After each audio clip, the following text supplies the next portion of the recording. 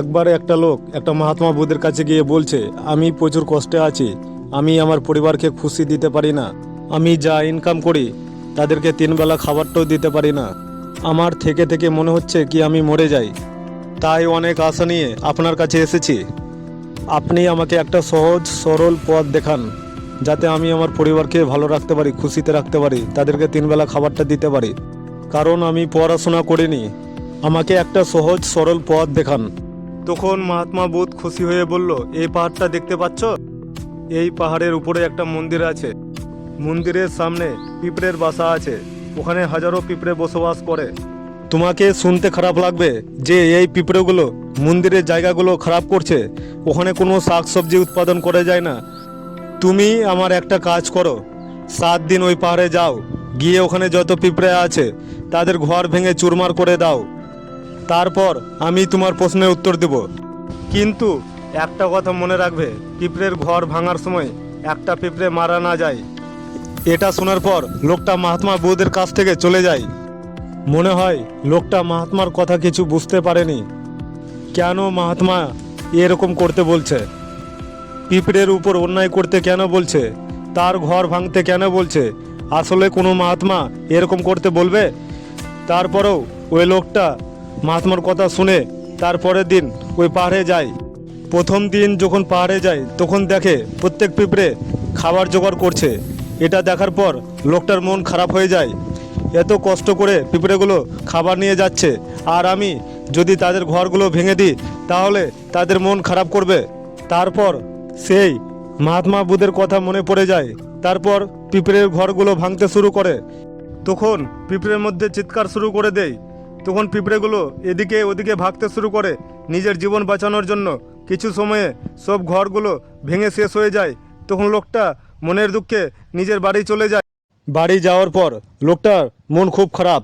সে বিছানায় ঘুমিয়ে ঘুমিয়ে ভাবছে কি পিঁপড়ের ঘরগুলো ভাঙা শেষ হয়ে গেছে, ওই পাহাড়ে যাওয়ার আর কি দরকার? মহাত্মা যেটা বলেছিল সেটা আমি করেছি। আবার কিছু ভাবনা চিন্তা করে তারপরের দিন সেই পাহাড়ে যাওয়া শুরু করে। যেখানে সে পিঁপড়ের ঘরগুলো ভেঙেছিল সেখানে গিয়ে দেখে কি পিঁপড়েগুলো আবার সেই ঘর তৈরি করছে, সেই ঘরে আবার খাবার জমা করছে। তাই লোকটা মনে মনে ভাবছে কি পিঁপড়েগুলো কত মূর্খ, কালকে তাদের ঘরগুলো ভেঙেছি, আবার সেখানে ঘর তৈরি করছে। সেটা ভেবে লোকটা হাসতে শুরু করে। তখন মহাত্মা বুদ্ধের কথা মনে পড়ে যায়। তখন আবার পিঁপড়ের ঘরগুলো ভাঙতে শুরু করে। ঘর ভাঙার পর সেখানে অনেক ঠান্ডা পানি ঢেলে দেয়, যাতে পিঁপড়েগুলো আবার সেই জায়গাতে নতুন ঘর তৈরি করতে না পারে। তারপর সে নিজের বাড়ি চলে যায়। আজকের রাতে ঘুমানোর সময় সে আবার চিন্তা ভাবনা করে কি মহাত্মা কি আমাকে দিয়ে ঠিক কাজ করাচ্ছে? কেননা কারো ঘর ভাঙা কোনো মানুষের কাজ নয়। মহাত্মা কি আমাকে বোকা বানাচ্ছে? আবার লোকটা ভাবছে কি মহাত্মা যেটা কাজ দিয়েছে সেই কাজটা আগে পূরণ করি, তারপর জানতে পারবো মহাত্মা কেন আমাকে দিয়ে এই কাজ করাচ্ছে। এইটা ভেবে সে বিছানায় ঘুমিয়ে যায়। তারপরের দিন সকালে উঠে আবার সে পাহাড়ে যায়। পাহাড়ে গিয়ে আবার সেই জায়গায় যায় যেখানে পিঁপড়ের ঘরগুলো ভেঙেছিল, সেখানে যায়। গিয়ে দেখে সেখানে আর কোনো পিঁপড়ের ঘর নাই। সে মনে মনে খুব খুশি হয়, সেখানে আর একটু পিঁপড়ে নাই। তখন সে ভাবতে শুরু করে কি আর রোজ রোজ এখানে আসার কোনো দরকার নাই, কেননা পিঁপড়েগুলো নিজের ঘর পরিবর্তন করে দিয়েছে। মহাত্মা তো আমাকে 7 দিন যাওয়ার কথা বলেছিল, আজ 3 দিন হলো, আর বাকি 4 দিন যাওয়ার কোনো দরকার নাই।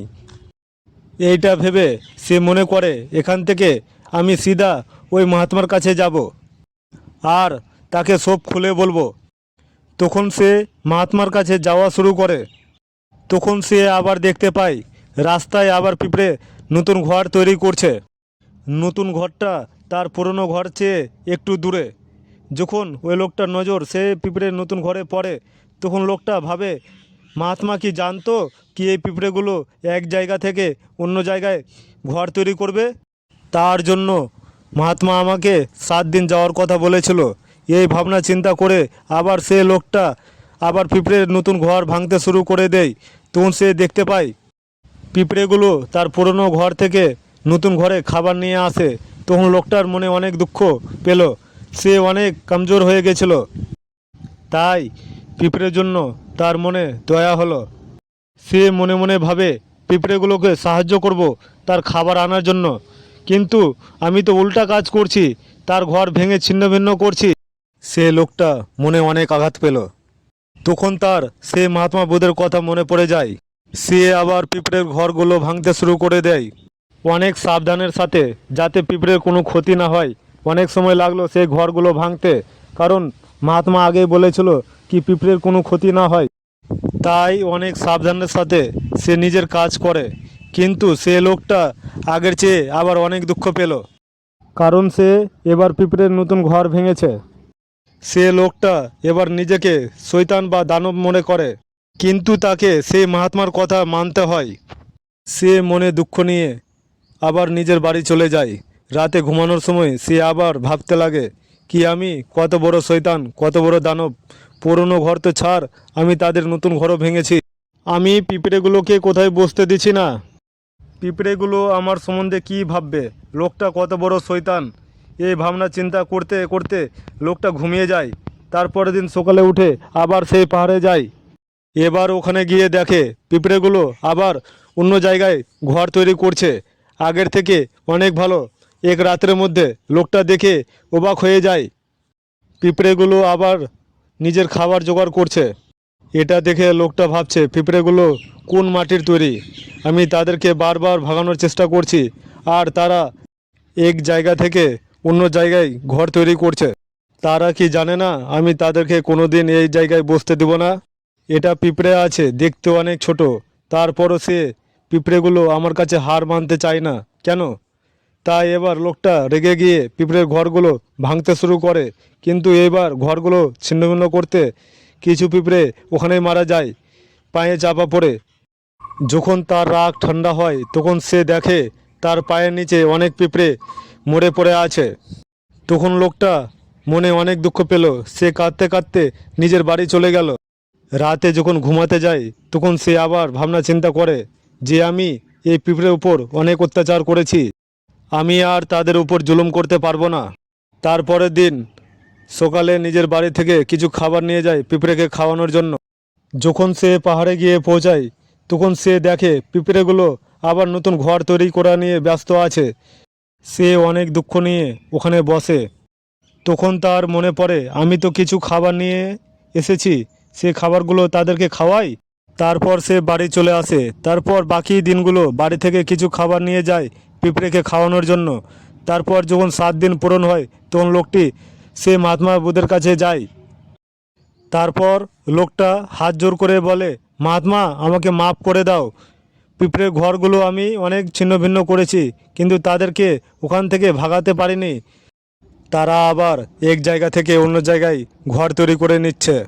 আমাকে তুমি মাফ করো, আমি তোমার কথা রাখতে পারিনি। তাই আমার মনে হয় তুমি আমাকে আর সহজ সরল পথ দেখাবে না, যে আমার খারাপ সময় থেকে আমাকে বার করবে। কিন্তু আমি আর পরোয়া করি না। আমার মনে হয় আমি যেটা করেছি খুব ভালো করেছি। তাই আমি তোমার কাছে মাপ নিয়ে বাড়ি যাই। কৃপা করে আমাকে মাফ করুন। এটা শোনার পর মহাত্মা মনে মনে হাসতে লাগে। তখন মহাত্মা বলে, কোথায় যাবি, একটু দাঁড়াও, কিছু খাবার খেয়ে যাও, কিছুক্ষণ আরাম করে যাও। তারপর মহাত্মা তার জন্য কিছু খাবার নিয়ে আসে, তাকে খাওয়ায়। খাওয়ার পর তাকে জিজ্ঞাসা করে, তুমি বলো তো তুমি কেন ওই ছোট ছোট পিঁপড়ের ঘরগুলো ভাঙতে পারলে না, তুমি এত বড় হয়ে, কোথায় আছে তোমার শক্তি। এবার লোকটা জবাব দেয়, মহাত্মা আমি তাদের ঘর অনেকবার ভেঙেছি, তাদেরকে মেরেও ফেলেছি। তখন আমার মনে হয় আমি কেন তাদেরকে মেরে ফেলছি। তারপর থেকে তাদের সাথে খারাপ ব্যবহার না করে ভালো ব্যবহার করতে লাগি, আর তাদের জন্য বাড়ি থেকে কিছু খাবার নিয়ে যাই। এটা শোনার পর মহাত্মা তাকে বলে, এটাই তো শিখার জিনিস। একটা ছোট পিঁপড়া যখন হার মানতে চায় না, তখন আমরা এত বড় মানুষ হয়ে কিভাবে হার মানি। আমি তোমাকে ওই পিঁপড়ের ঘরগুলো ছিন্ন ভিন্ন করতে পাঠাইনি, আমি এটার জন্য পাঠিয়েছি ওই ছোট পিঁপড়ার কাছে তুমি কিছু শিখতে পারো, তার জন্য তোমাকে ওই পাহাড়ে পাঠানো হয়েছে। এটা শোনার পর লোকটা বলে, মহাত্মা আমি অনেকবার তাদের ঘর ছিন্নভিন্ন করেছি, কিন্তু তারা হার মানেনি। তখন মহাত্মা বলে, দেখো, আমরা মানুষ একবার দুবার হারার পর চেষ্টা করতে ভুলে যাই, নিজের জীবনকে নষ্ট করে ফেলি। কিন্তু তুমি কোথাও দেখেছো কোনো জীবজন্তু নিজের জীবন নষ্ট করছে?